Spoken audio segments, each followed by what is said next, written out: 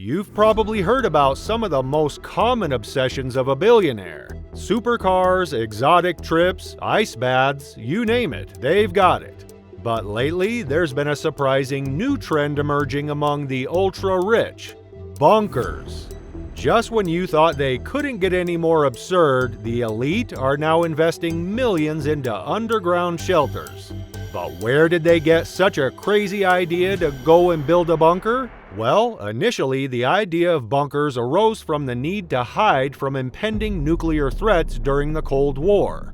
Back then, doomsday preppers were individuals seeking refuge in remote areas, armed with skills to survive independently.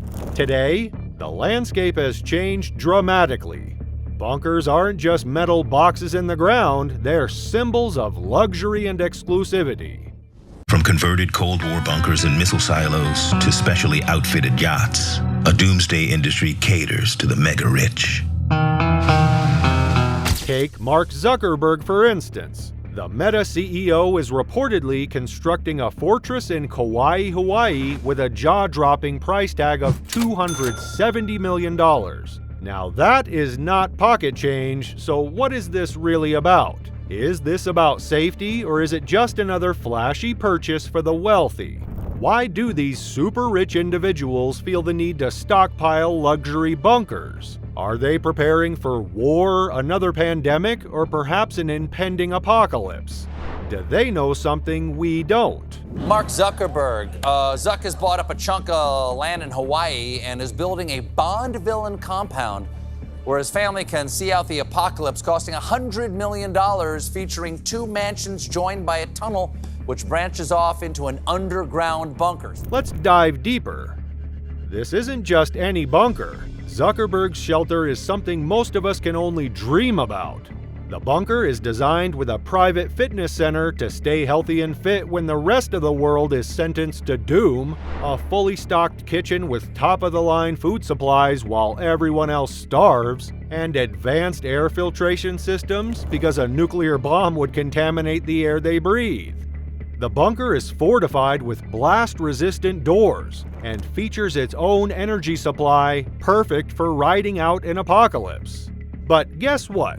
He's not alone in this bunker-building spree.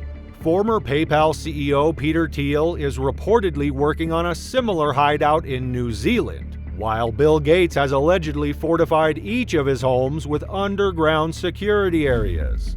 Now, most of these bunkers are equipped with cutting-edge security and technology designed to withstand various catastrophic scenarios. Advanced security systems, state-of-the-art surveillance, and reinforced structures that offer protection against everything from a nuclear bomb to natural disasters. Many of these shelters also include self-sustainability systems, so they always have access to food and energy during extended periods of confinement. What better time to cherish the environment than when the world is ending? Inside, this 54,000 square foot complex boasts everything you could need to live through the end of days. Luckily, we don't have to fret too much. If you're worried about your safety and want to hop onto this bandwagon, you could probably snag yourself a basic bunker for around $500,000. That's almost as easy as buying a luxury car for billionaires. But if you're an ordinary person, your best bet at surviving an apocalypse is to dig a hole in the ground and pray it lasts till the end of said apocalypse. So, what's driving this bunker boom? In the last 5 years, we've faced one too many global crises: a global pandemic, geopolitical tensions, and climate change. It's enough to make anyone think about their safety. The solution to all dangerous things in the ground is pretty simple: a bunker equipped with registered nurses, medical supplies, and even operating tables. It's like a modern-day Noah's Ark, designed to save the chosen few from whatever catastrophe the world throws at them.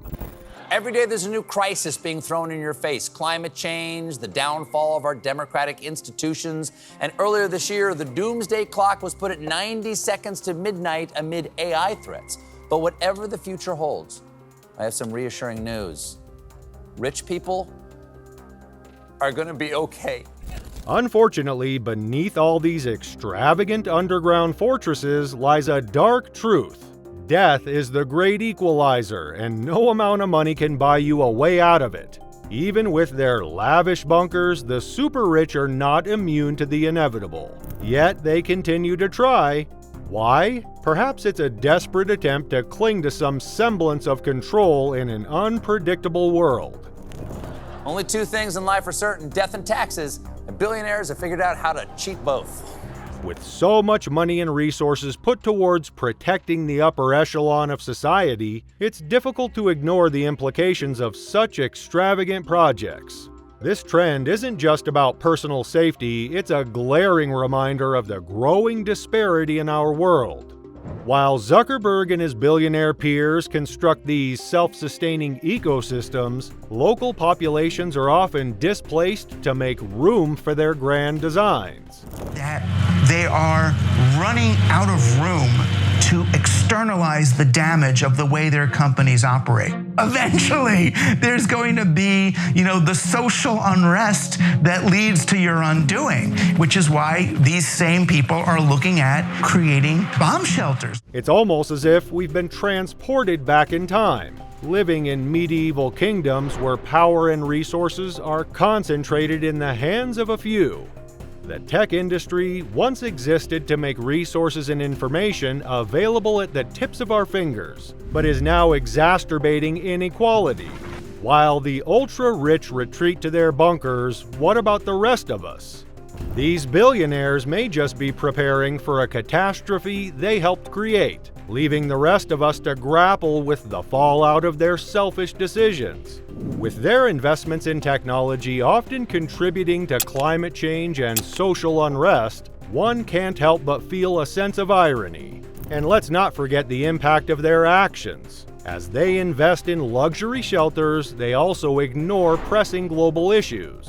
Instead of addressing the root causes of the crises that led them to seek refuge, they're retreating into luxury, opulence, and grandeur, further widening the gap between themselves and the average person. A tunnel which will also lead you to a 5,000 square foot underground bunker. Awesome. And the place is about as private as you can get. Zuckerberg has amassed over 1,000 acres of land to make 100% sure that he'll never have any neighbors. After buying the majority of Hawaii to ensure he has no neighbors, it's clear what his intentions are. He won't be sharing a single square meter of his safe haven.